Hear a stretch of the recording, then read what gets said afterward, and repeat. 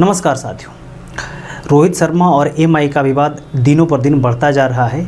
एक समय ऐसा लग रहा था कि रोहित शर्मा और हार्दिक पांड्या के बीच में विवाद है, लेकिन जिस प्रकार से अब तह खुल रही है, परतें खुल रही है, उसमें हार्दिक पांड्या तो एक मोहरा है। असली विवाद रोहित शर्मा और एमआई के फ्रेंचाइजी के बीच में है। एक ट्वीट वायरल हो रहा है। आज केके और मुंबई इंडियंस के बीच में एक मैच है कोलकाता में, ईडन गार्डन स्टेडियम में। तो हुआ क्या है कि कल प्रैक्टिस सेशन में रोहित शर्मा और अभिषेक नायर के बीच में ऑन ग्राउंड पे कुछ बातें हुई है और उस बात को रिकॉर्ड कर लिया गया और रिकॉर्ड करके केकेआर के ट्विटर हैंडल से उस वीडियो को शेयर भी कर दिया गया। और उस वीडियो में बहुत सारी चीज़ें निकल कर सामने आई है, क्योंकि बहुत सारा उसमें शोर शराबा था, बहुत कुछ सुनाई नहीं पड़ रहा है। हाँ, अभिषेक नायर क्या बोल रहे हैं वो सुनाई नहीं पड़ रहा है, लेकिन रोहित शर्मा जो बोल रहे हैं वो सुनाई पड़ रहा है। उसी वीडियो का कुछ चैट है, मैं आपको पढ़ के सुनाता हूँ। एमआई और रोहित शर्मा के बीच में किस प्रकार का रिलेशन बन गया है। सबसे पहले रोहित शर्मा अभिषेक नायर से बात करते हुए कहते हैं कि अब एक एक चीज़ जो है वो एमआई में बदल गया है, यानी कि जो पहले जैसा माहौल था एमआई में, अब वो माहौल एमआई में नहीं रहा है। अब हर चीज़ बदल गया है। कहने का अर्थ हुआ कि रोहित शर्मा के हिसाब से चीज़ें अब चल नहीं रही हैं। रोहित शर्मा के हिसाब से कहें या फिर रोहित शर्मा के लिए कहें, वो चीज़ें अब आसान नहीं है एमआई में। दूसरा, उन्होंने कहा कि वे उन पर है कि मुझे कोई फ़र्क नहीं पड़ता है। अब इससे पता चलता है कि 2025 में मेगा ऑक्शन है। रोहित शर्मा ये कहना चाह रहे होंगे कि अब वो उन पे है कि हमें रिटेन करते हैं कि नहीं करते हैं, हमको उससे फ़र्क नहीं पड़ता है। अगर हमें रिटेन करते हैं तो ठीक है, मैं एमआई में ही रहूँगा, और अगर नहीं करते हैं तो भी हमको कोई फ़र्क नहीं पड़ेगा। ये रोहित शर्मा कहते हुए नज़र आ रहे हैं। तीसरा, वो कहते हैं कि मैं तो कहीं नहीं जाने वाला।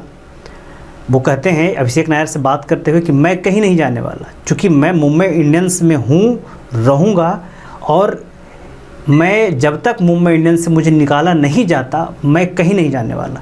इससे पता लगता है कि रोहित शर्मा कितने अच्छे इंसान हैं।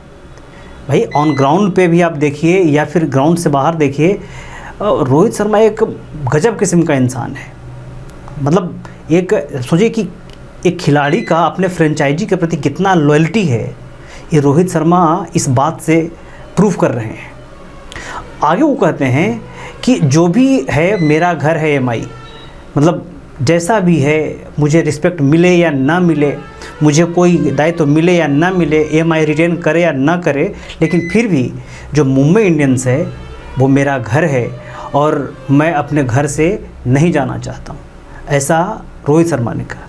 फिर आगे वो कहते हैं कि जो टेम्पल मैंने बनाया है, अब एमआई को जो खड़ा किया है रोहित शर्मा ने, आपको मैं बताऊं कि एमआई को 5 बार टाइटल दिला चुके हैं आईपीएल का रोहित शर्मा। और वही उसी बात को यहाँ पे दोहरा रहे हैं कि कहते हैं कि जिस टेम्पल को मैंने बनाया है, जिस मंदिर को मैंने बनाया है एमआई के रूप में, उस मंदिर को छोड़कर मैंने नहीं जाने वाला जब तक फ्रेंचाइजी हमें निकाल नहीं देती। अब ऐसा सिचुएशन तभी आता है, ऐसी बात कोई खिलाड़ी तभी करता है जब उसके लिए उस फ्रेंचाइजी में जगह नहीं बचती या रिस्पेक्ट कम हो जाता है। मतलब सोचिए कि रोहित शर्मा कितना दर्द में है। मानसिक रूप से रोहित शर्मा एमआई में नहीं है, शरीर उनका एमआई में है। फिर आगे कहते हैं कि मुझे क्या, मेरा तो ये लास्ट है। अब रोहित शर्मा को भी लगता है कि टीम रिटेन करे तो ठीक है, नहीं करो तो कोई फ़र्क नहीं पड़ता। अब ज़्यादा दिन कितना खेलेंगे, 37 साल उम्र है, तो 2-3 साल और खेलेंगे। तो अब क्या है, मेरा तो लास्ट है, अब जो भी करें वो रखें या छोड़ दें, अब उनको कोई फ़र्क नहीं पड़ता है। लेकिन हाँ, इतना ज़रूर रोहित शर्मा ने कहा है कि एमआई मेरा घर है, मेरा मंदिर है, इसको मैंने बनाया है। भले आप एमआई की अगर बात करेंगे तो सबसे एमआई में बड़ा खिलाड़ी जो है वो लसित मलिंगा है, किरण पोलार्ड है, उसमें रोहित शर्मा का भी नाम आता है। रोहित शर्मा पर जितने भी खिलाड़ी हैं वो बहुत ट्रस्ट करते हैं। कल जब मुंबई इंडियंस कलकत्ता पहुंची तो जितने भी खिलाड़ी प्रैक्टिस कर रहे थे, उस सारे, चाहे तिलक वर्मा हो, सूर्य कुमार यादव हो, जसप्रीत बुमराह हो, ये सारे लोग जो हैं, चाहे निहाल वडेरा हो, ये सारे लोग जो हैं वो रोहित शर्मा के आसपास घूम रहे हैं, रोहित शर्मा से बातें कर रहे हैं। हार्दिक पांड्या बेचारे एक अलग थलग पड़े हुए हैं, किनारे में बैठे हुए हैं। इसमें हार्दिक पांड्या का दोष क्या है? ये फ्रेंचाइजी का दोष है ना। ये तो फ्रेंचाइजी का, आप सारे चीज़ें निकल के बाहर आ रही है तो पता लग रहा है कि फ्रेंचाइजी का दोष है ये। रोहित शर्मा को किनारे करने का काम फ्रेंचाइजी का है।